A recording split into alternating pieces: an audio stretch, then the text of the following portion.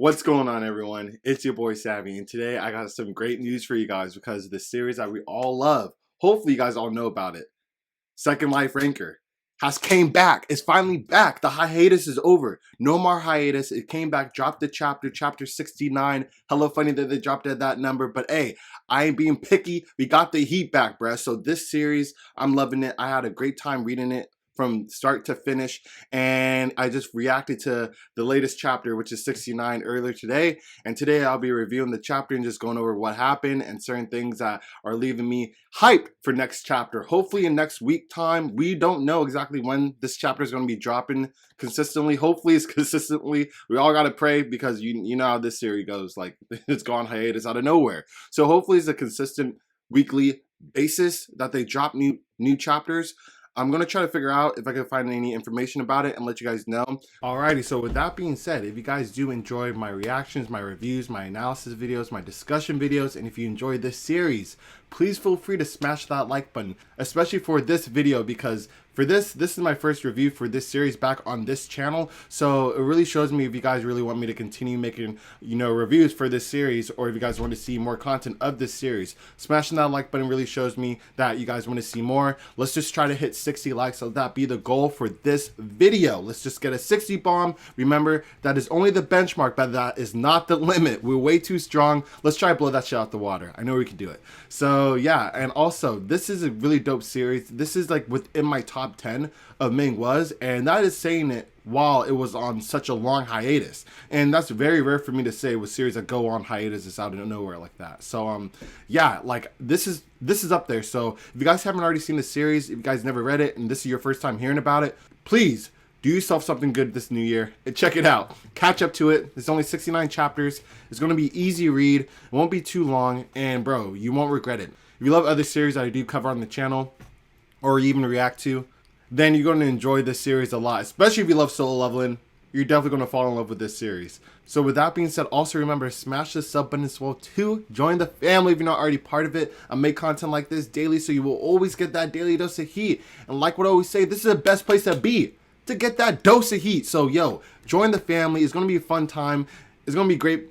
Man, I want you to be part of it. And also remember, hit me up on Discord too, so you know exactly when I'm going to be going live with streams, and on Patreon, where you get exclusive content, mainly begin after the end, and solo leveling reactions on there. So with that all out of the way, let's get straight into the review.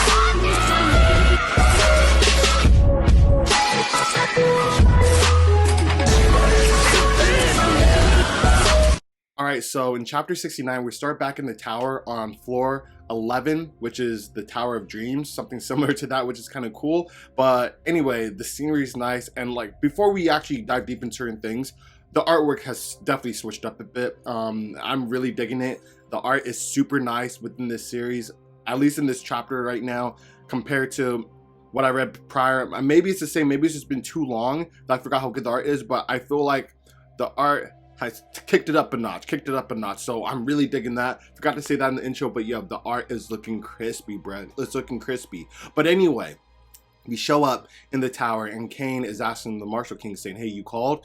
And the Marshal King says, yeah, I think it's time that I train you in the 8 extreme fists, right before they go on a siege in Kuran. So they're in tandems with Azor Sword Clan, with the war against the Fire Clan. I forgot the name of it. Let me know in the comment section below too. It's just not coming to mind. But they're at war, and they got hired from the Azor Sword Clan to help out, I'm pretty sure. And yeah, so they're going to go on a siege, but he wants to teach them this move before they go on that siege. So when he dives deeper within the move, he talks about how martial arts is broken down within 3 segments. And the 3 different parts is Shim, Jing, Chi. My pronunciation could be horseshit, but hey, bear with me. That is the 3 parts, which is kind of cool. And it talks about how like one of the parts is the container, which is your body, and the other part is like what's in the body, which what we call is mana, which is inside the container. So like, a cup of water. So the mana will be the water, the container will be the cup, and then the other part is what ties everything together, which creates this movement called Moon Gong to be used properly. So it's kind of similar to flowing with the mana. Like I always want to think about like being in a flow state, but that's not really the case. It's like you're one with your chi or one with mana, and you're just going with the flow of the mana, not just the mana in you, but the mana surrounding you and inside of you too. So with this move, it's super versatile because it's not just a punching and a fist move. It could be a sword move, a spear move, a hammer move. Whatever weapon you incorporate with these steps, that becomes the move itself. So if you're using a sword, this becomes a sword skill. If you're just using your fist, it becomes a fist skill. Get what I'm saying? So it's very versatile with our boy, because our boy got a lot of shit in his arsenal. So it's going to be dope to see him actually utilize it, because in the explanation, when the Martial King was doing it, he was just using his fists. And it was funny because the Martial King was jokingly saying, hey, like I already told you, I'm only going to teach you this once, so you better keep your eyes peeled. But obviously this step, even though it's the first part, there's 64 small steps incorporated within this small section of the actual move. And he was like, there's no way he's gonna, memorize it. My cute little disciple, come on, just say that you couldn't memorize it.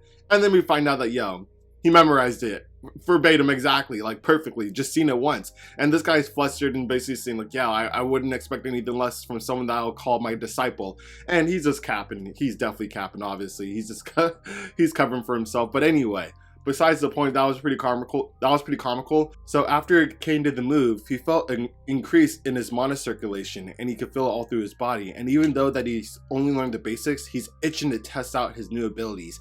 And he actually asked the Martial King that, yo, can I handle the raid in Kumram?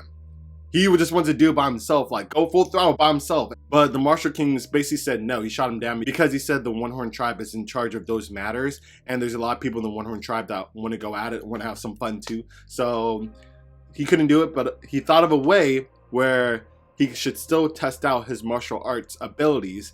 And then we actually skip right to the siege. Like we go straight to the siege, because we leave him thinking like, there's a way I want to see how much you gain in the martial arts I taught you. So we go to the siege. They're at the siege right now. They're going against the Red Dragon Branch clan, and they are thinking that it's a Sora clan, but they're like, no, it's actually the One Horn Tribe. They're like, what? They don't get in ties with, other clans, but they didn't know they just got hired as mercenaries. So they're going ham.